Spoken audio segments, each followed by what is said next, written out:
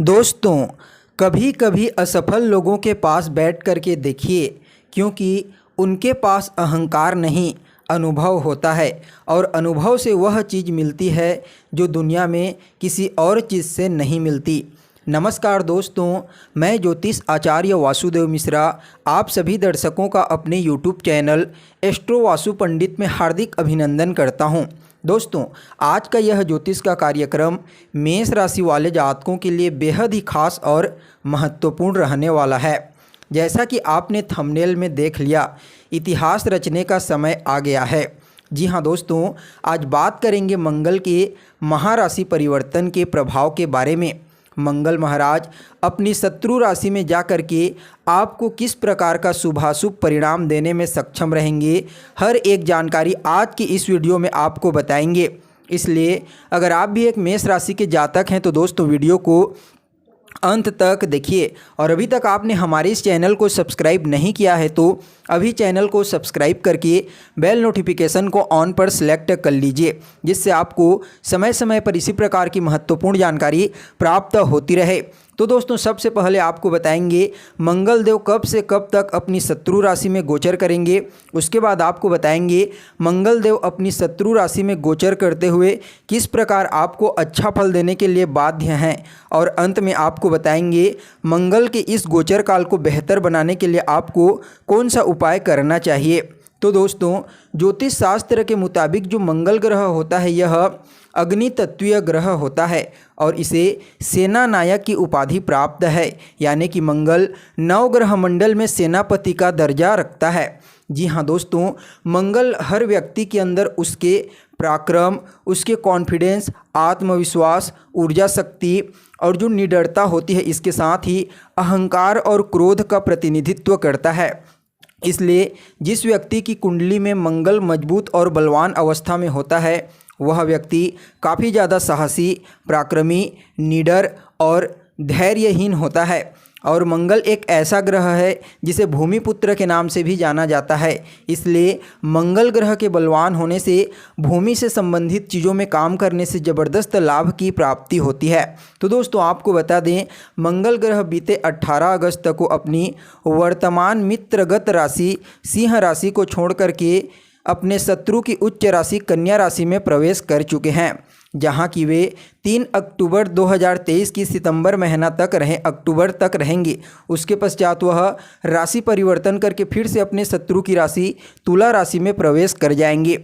तो ऐसे में दोस्तों, मंगल का यह जो राशि परिवर्तन है वैसे तो सभी 12 राशियों के लिए प्रभावी होगा, लेकिन जिन लोगों का जन्म उत्तरा फाल्गुनी नक्षत्र में, हस्त नक्षत्र में या फिर चित्रा नक्षत्र में हुआ है उन लोगों के लिए मंगल का यह राशि परिवर्तन बेहद ही विशेष और प्रभावी साबित होगा। साथ ही दोस्तों, जिन लोगों के जीवन में अभी वर्तमान समय में मंगल, चंद्रमा या फिर सूर्य की महादशा अंतर्दशा चल रही होगी उनके लिए भी मंगल का यह राशि परिवर्तन बेहद ही प्रभावी साबित होगा। इसके अलावा अगर आपके जन्म के समय किसी ऐसे ग्रह की स्थिति इन 3 नक्षत्रों में थी जो अभी आपके जीवन में दशा के रूप में गतिमान है तो भी आपके लिए मंगल का यह राशि परिवर्तन बेहद ही प्रभावी रहने वाला है। देखा जाए तो जो लोग फोर्स में काम करते हैं, सेना, मिलिट्री, इन क्षेत्रों में कार्य करते हैं, उनके लिए मंगल का यह राशि परिवर्तन बहुत ही प्रभावी होगा। साथ ही वह मैनेजमेंट की राशि कन्या राशि में गोचर करेंगे, तो ऐसे में व्यापार के दृष्टिकोण से समय काफ़ी अनुकूल रहने वाला है। तो दोस्तों, यह जो राशि परिवर्तन है यह बहुत ही बढ़िया रहेगा। देखिए, क्योंकि कन्या राशि हालांकि मंगल की शत्रु राशि है, लेकिन उसमें जो 3 नक्षत्र आते हैं उत्तरा फाल्गुनी, हस्त और चित्रा, उत्तरा फाल्गुनी नक्षत्र के स्वामी सूर्यदेव होते हैं, हस्त नक्षत्र के स्वामी चंद्रमा होते हैं और चित्रा नक्षत्र के स्वामी खुद मंगल होते हैं। इसलिए शत्रु की राशि में गोचर करते हुए अपने मित्र और खुद के नक्षत्र में गोचर करेंगे। इसलिए मंगल देव पूरे अपने इस गोचर काल के दौरान आपको श्रेष्ठ फल देने के लिए बाध्य हैं। तो अब चलिए जान लेते हैं आपके लिए, यानी कि मेष राशि वाले जातकों के लिए मंगल का यह राशि परिवर्तन किस प्रकार से रहेगा, आपको किस प्रकार का परिणाम देने में मंगल सक्षम रहेगा। चलिए जानते हैं। तो देखिए दोस्तों, बोर्ड की तरफ जैसा कि आप देख रहे हैं, मंगल आपकी कुंडली में छठे भाव में गोचर कर रहे हैं और आपके लग्न और अष्टम भाव के अधिपति बनते हैं। लग्न आप खुद होते हैं, आपका स्वास्थ्य होता है, आपका व्यक्तित्व होता है, आपकी हर प्रकार की जो पर्सनैलिटी होती है, इन आल देखा जाए तो सब कुछ आपका लग्न ही होता है। वहाँ के स्वामी बनकर के मंगल छठे भाव में गोचर कर रहे हैं और छठा भाव जो होता है दोस्तों, वह रोग ऋण शत्रु का भाव कहा जाता है। और जब भी कोई पापक ग्रह रोग ऋण शत्रु भाव में गोचर करता है तो वह बहुत ही अच्छा माना जाता है। लेकिन मंगल लग्नेश होकर के छठे भाव में गोचर कर रहे हैं, जिसकी वजह से इस समय अवयोग नामक दुर्योग का निर्माण करेंगे, जिसकी वजह से आजीविका प्राप्त करने में थोड़ी आपको कमजोरी महसूस हो सकती है। साथ ही दोस्तों, रोग भाव में जा करके बैठे हैं, इसलिए ब्लड इन्फेक्शन जैसी समस्या उत्पन्न हो सकती है। इसलिए अपने खान पान और रहन सहन पर आपको विशेष रूप से ध्यान रखने की ज़रूरत है। आपको बता दें, छठे भाव में गोचर करते हुए मंगल की जो चतुर्थ दृष्टि है दोस्तों, वह आपके भाग्य भाव पर पड़ेगी और भाग्य भाव में 9 नंबर की राशि बनती है, जो देवगुरु बृहस्पति की राशि है, इसलिए मंगल की मित्रगत राशि है। तो ऐसे में भाग्य भाव में दृष्टि डाल करके आपके मंगल आपको इस समय भाग्यशाली बनाएंगे। आपके सभी प्रकार के रुके हुए कार्य भाग्य की मजबूती की वजह से पूरे हो जाएंगे। धर्म कर्म के क्षेत्रों में आपकी रुचि बढ़ने वाली है। इसके साथ ही इस समय आप कोई बड़ी यात्रा भी कर सकते हैं। देखा जाए तो मंगल छठे भाव में गोचर करते हुए जब आपके भाग्य भाव को देखेंगे तो पिता के साथ रिश्तों में मधुरता आएगी और आपको किसी ऐसे गुरु की सानिध्य प्राप्त हो सकती है जो आपको आगे चलकर बहुत कुछ लाभप्रद देंगे।